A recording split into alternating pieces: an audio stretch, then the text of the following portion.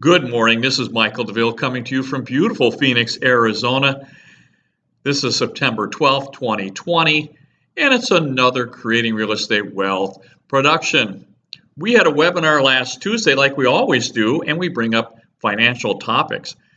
We got a lot of questions about what about a life cycle for assets like the stock market, assets like the bond market, and of course, real estate. We're going to talk a lot about real estate. But companies also have life cycles.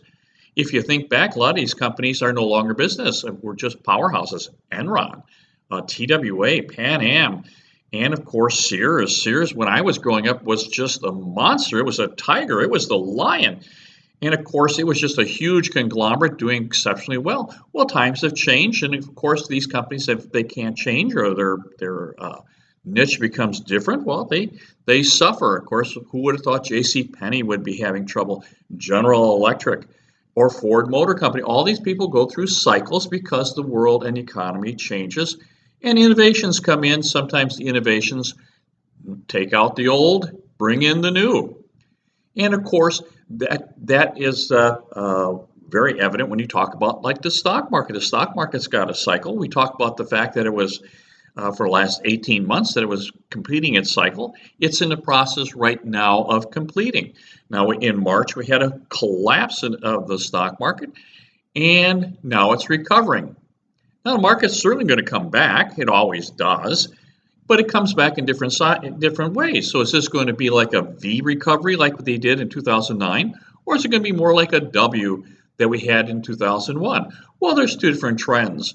So we're going to know pretty soon. The end result is we're going to certainly recover within 12 to 18 months.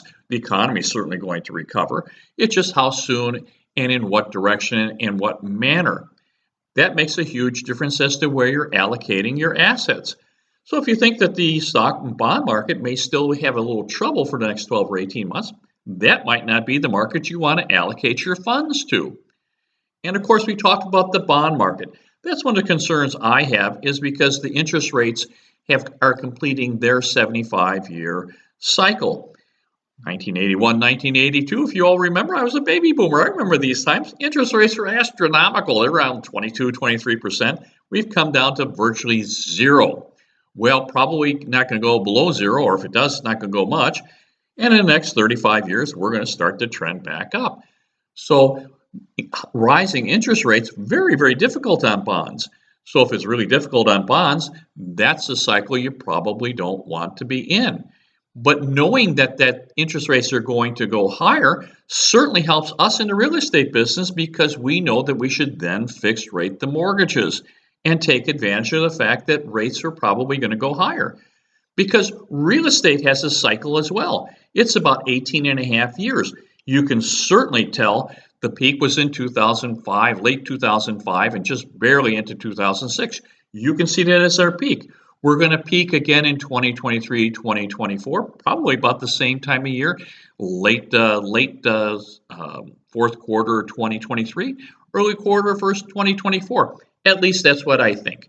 It seems that it's been working so far, and we'll review when we get there. We won't make any decision before then, but we know that if we're accumulating properties and we're in an interest rate environment that probably has bottomed and rates aren't going down anymore, that means that we, as a real estate investor, should take advantage of that cycle and not invest your money in that cycle, but we should take fixed rate mortgages and load up the truck, because we probably won't get rates this low again. So it really, really helps our cycle. Now, when we talk about our cycle in real estate, our real estate has been following the same cycle over and over and over for centuries. We're getting into the accumulation phase. At least that's what it appears to me. And you should always, always talk to your financial advisor, talk to your spouse. We're more than happy to talk to you and go over some plans and see what works for you. But here's an opportunity for you, because I think that this cycle, stocks are ending, bonds are ending, real estate is not. We're coming into our best time. So the next 3 or 4 years, rates are going to be starting to trend higher. We're going to start getting long-term mortgages, but prices of homes will probably start going up, particularly in the great markets of the United States, which are Florida, Texas, and Arizona. Those are ones leading the pack. Rest of the country is going to do pretty well too, but the big money is going to probably be made in Florida, Texas, and Arizona. And we have a long time yet in our marketplace to really season our investments, and that's just part of our cycles. So knowing where your cycles are at is just really, really good. It helps tailor your investments. So if you know that the stock market is really going through turmoil for the next 12 or 18 months, then you might use that as a source of funds. So when you're taking money out of the stock market, just to be prudent, you want to put it somewhere else where it can grow for you, and that would probably be real estate. And the same thing with bonds. Bonds are probably not the place to be. So if you when you start taking profits and you start taking some money out of it to get out of the way of anything, you need to put it somewhere else. And real estate is just coming into its peak of its real estate cycle. So by all means, talk to your financial advisor, talk to your spouse. But we're here. If you want to reach us, you certainly can. You can always email me at michael@michaeldouville.com. You can email me at creatingwealth@westusa.com.